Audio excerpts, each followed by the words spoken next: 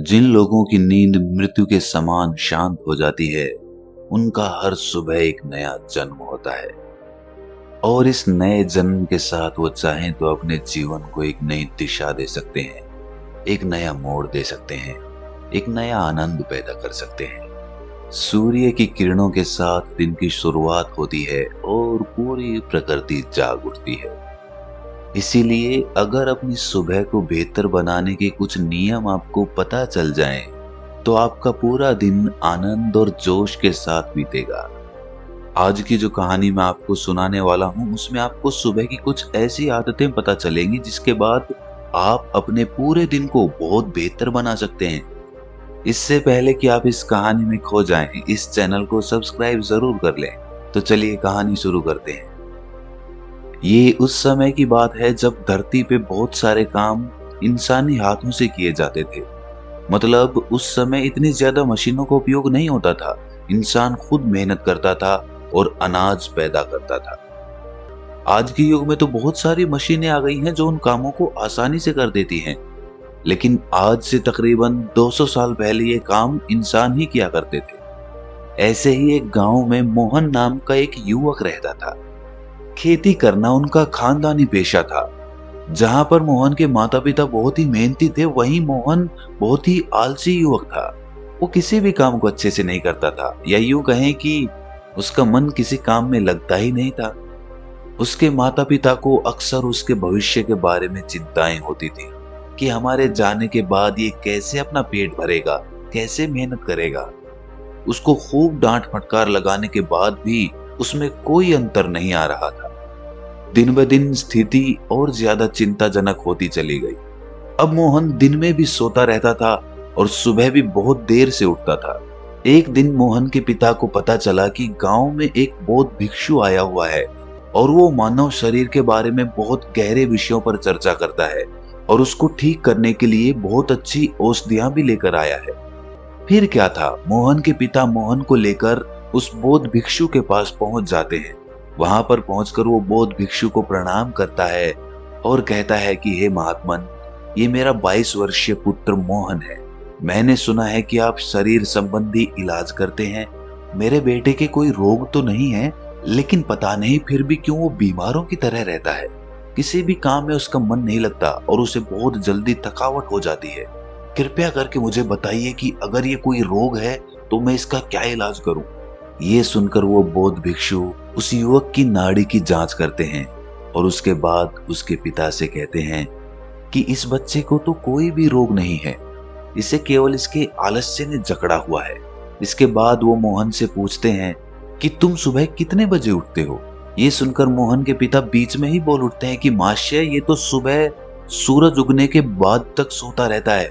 उसके बाद वो बौद्ध भिक्षु पूछता है कि इतनी देर से उठने का कारण क्या है, क्या ये रात में देर से सोता है। इसका उत्तर देते हुए मोहन के पिता कहते हैं कि ये रात में देर तक पढ़ाई करता रहता है और इसी वजह से ये सुबह जल्दी नहीं उठ पाता। ये सुनकर वो बौद्ध भिक्षु कहता है कि यही तो कारण है, यही तो जड़ है। मैं तुम्हें इसके लिए कुछ औषधियां नहीं दे सकता, लेकिन जो मैं कहता हूं अगर वो तुम 21 दिन तक अनुसरण करो तो मोहन, तुम्हारा जीवन जोश और उत्साह से भर जाएगा। हर काम में तुम्हारा मन लगेगा और तुम किसी भी काम को बहुत गहरे तरीके से कर पाओगे। इसके लिए तुम्हें सुबह की 5 आदतें अपनानी होगी। आदतें अपनाना बहुत आसान होता है। शुरुआत में 1-2 दिन तकलीफ हो सकती है, लेकिन उसके बाद तुम्हें उसी में मजा आने लगता है। सिर्फ शुरुआत के कुछ दिन कष्ट के सह लो, उसके बाद तुम्हारा जीवन ही बदल जाएगा। सुबह की उन 5 अनमोल आदतों की व्याख्या करते हुए उस बौद्ध भिक्षु ने कहा कि सुबह उठते ही सबसे पहले अपने आप के प्रति धन्यवाद व्यक्त करो। उस परमपिता परमेश्वर को धन्यवाद दो, क्योंकि उन्होंने इस प्रकृति के द्वारा तुम्हें इस शरीर का अनमोल तोहफा दिया है। हर इंसान को स्वस्थ शरीर तोहफे में नहीं मिलता। अगर तुम बाहर की दुनिया में देखो तो तुम्हें कितने ही विकलांग और कुरूप नजर आएंगे। इसीलिए हमारी सांसें अनमोल तोहफा होती हैं। पता नहीं कौन सी सांस कब अधूरी छूट जाए, इसीलिए इन सांसों में धन्यवाद का भाव प्रकट करें। इसके बाद खुले आकाश के नीचे आकर इस आसमान को, इन हवाओं को, इन पत्तियों को, इन सभी को धन्यवाद प्रकट करो। पंच तत्वों को छुओ और उनके भी प्रति अपना आभार व्यक्त करो। इससे तुम्हारा जुड़ाव इस प्रकृति के साथ बनेगा, जिससे तुम आनंद में भर जाओगे। इसके बाद अपने कमरे में झाड़ू जरूर लगाओ। इसका मतलब ये होता है कि सारी गंदगी अपने कमरे के बाहर, अपने दिमाग के बाहर कर रहे हो। और उसके बाद अपने कमरे में एक मिट्टी के दिए में एक तेल का दीपक जरूर जलाओ। इससे कमरे का वातावरण प्रकाशित हो उठता है, वातावरण में एक अद्भुत शांति छा जाती है। इस दौरान उस दीपक के सामने बैठकर आप अपने शरीर को छुओ, अपने बाल, अपने कान, अपनी आंखें, अपना मुंह जिससे हम मीठी वाणी बोलें, अपने कान जिससे हम शुभ वचन सुन सकें। इन सारे अंगों को छू छू कर उनके प्रति प्रेम का भाव अपने अंदर प्रकट करें।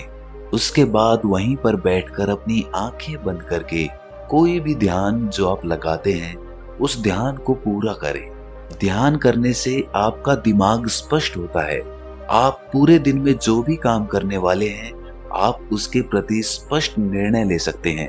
ध्यान आपका मार्गदर्शन है, वो आपको सही मार्ग दिखलाता है। इसीलिए ध्यान करना बहुत ही आवश्यक होता है। और इसके बाद हमारा पूरा दिन आनंद और तनाव मुक्त रहेगा। जब आप ये सारे काम पूरे कर लें तो एकांत में बैठकर एक कागज और एक कलम लेकर पूरे दिन की सूची तैयार करें कि आप आज के दिन में क्या क्या करने वाले हैं। और आप जो भी काम करने वाले हैं उसमें से किसी एक काम में किसी एक जरूरतमंद आदमी की बिना लालच के मदद करने की संभावना जरूर बनाना। अगर आप दिन में कोई एक काम भी ऐसा कर लेते हैं जो आपके लाभ और हानि से परे होता है तो आपको एक अद्भुत आनंद प्राप्त होता है। आपको लगता है कि मैंने आज का दिन कुछ अलग तरीके से जिया, किसी जरूरतमंद की निष्पक्ष भाव से मदद कर दी। इससे अच्छी बात और क्या हो सकती है। और जब आप ये विधि भी पूरी कर लें तो कोई भी प्रेरणादायक गीत जरूर गाएं अपनी आवाज में। आवाज चाहे बेसुरी हो या मीठी हो, लेकिन भाव सच्चा होना चाहिए, भाव प्रेरणादायक होना चाहिए, भाव संवेदनशील होना चाहिए। और जब आप ऐसा गीत गुनगुनाते हैं तो आप जोश और उत्साह से भर जाते हैं। पूरे दिन में काम करने के लिए ये गीत आपको ऊर्जा देगा। और ये सब करने के बाद आखिर में स्नान करके अपने ललाट के बीच एक चंदन का तिलक अवश्य करें। इससे आपका आज्ञा चक्र शीतल रहेगा। शीतलता आपके पूरे मस्तिष्क में फैल जाएगी और आप बहुत ही शीतल और आनंद का अनुभव कर पाएंगे। इतनी छोटी छोटी सी कला होती है जीवन जीने की। जो आदमी 21 दिन तक इस मंत्र को अपना लेगा उसका पूरा जीवन बदल जाएगा। उसके बाद उसे कोई काम जबरदस्ती नहीं करना पड़ेगा, उसे जबरदस्ती अपने मन को उस काम में धकेलना नहीं पड़ेगा, बल्कि वो काम ही आपके लिए आनंद बन जाएगा। जीवन एक उत्सव बन जाएगा, जीवन एक जोश बन जाएगा, जीवन में संवेदना फिर से लौट आएगी। जरा सोचिए, जब हम बच्चे होते थे तो हमारे अंदर किसी भी नए काम को लेकर तरंगे उठने लग जाती थी। हम किसी भी काम में जोश और उत्साह डाल देते थे। आखिर आज वो सब क्यों नहीं होता है? क्यों इंसान ने अपने आप को ही जटिल बना लिया है? एक नए सवेरे की तरफ बढ़ते हैं। चलो बुढ़ापे से बचपन की ओर चलते हैं, उन उम्मीदों को फिर से जगाते हैं। चलो आज हम अपनी कब्र से उठ जाते हैं, खुद जीते हैं और दूसरों को भी जीना सिखलाते हैं। चलो आज हम जीवन को एक नई दिशा देते हैं। तो दोस्तों, कैसी लगी ये कहानी आपको कमेंट सेक्शन में जरूर बताना, और अच्छी लगी तो इस चैनल को सब्सक्राइब जरूर कर लेना। तो मिलते हैं अगली कहानी में, तब तक के लिए अपना ख्याल रखें।